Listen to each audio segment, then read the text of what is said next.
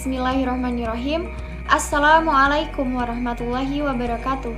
Perkenalkan, nama saya Anggia Rizkika Okta dengan NPM 1901010006. Di sini saya akan menjelaskan tentang dua materi. Materi pertama yaitu operasi pergantian dan penyempurnaan kelamin.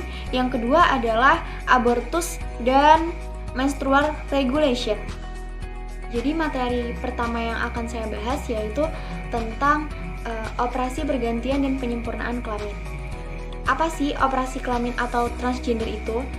Jadi itu adalah orang yang merasa identitasnya tidak sesuai dengan identitas gender secara konvensional, baik tentang laki-laki maupun tentang perempuan, melainkan lebih terarah pada upaya untuk menggabungkan atau bergerak dari dua identitas gender konvensional tersebut.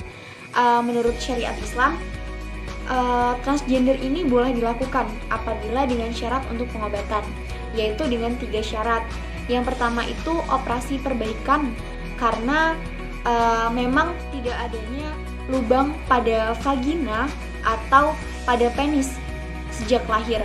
Kemudian yang kedua untuk pembuangan, karena memiliki kelamin ganda yang memang sudah ada sejak lahir. Kemudian yang ketiga adalah operasi penggantian kelamin karena memiliki kelainan pada kelamin normal. Mungkin kita bertanya-tanya, kenapa Allah atau dalam Islam melarang keras perbuatan transgender atau operasi kelamin? Karena Allah itu telah menyempurnakan manusia dengan cara yang paling sempurna dan dalam bentuk yang paling sempurna, dan manusia tidak memiliki hak untuk mengubah ciptaannya tersebut.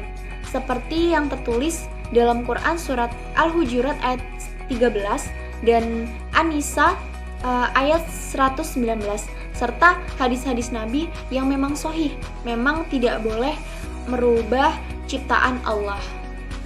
Baik, materi kedua adalah tentang abortus dan menstrual regulation.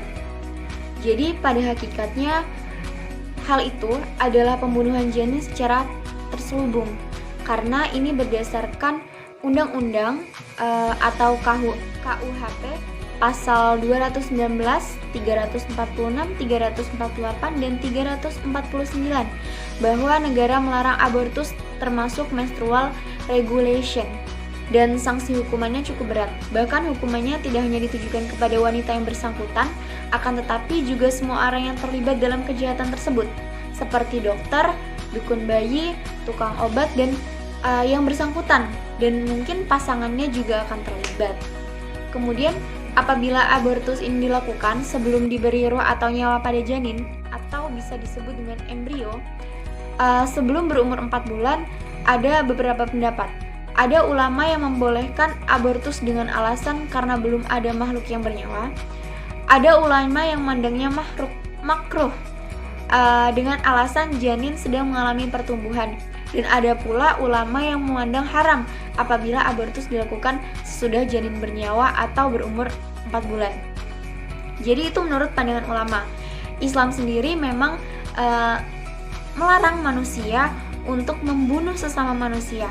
Oleh karena itu mungkin dari hal tersebut kita dapat mempelajari bahwa dengan membunuh janin artinya kita membunuh manusia yang berada dalam rahim kita, apalagi kita akan menjadi seorang ibu.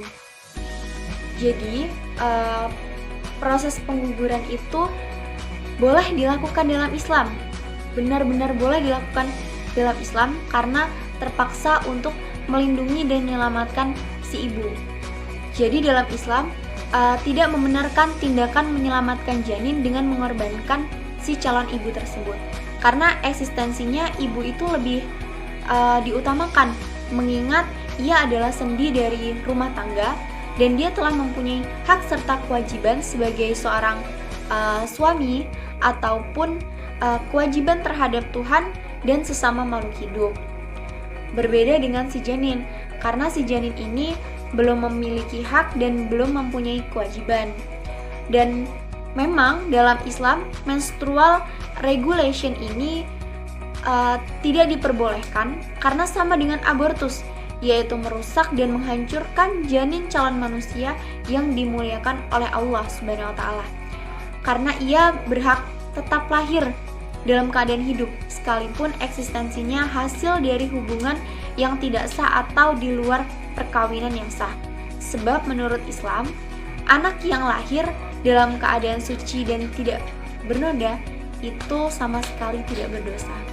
Mungkin itu saja materi yang bisa saya jelaskan. Kurang lebihnya saya mohon maaf. Saya akhiri. Wassalamualaikum warahmatullahi wabarakatuh.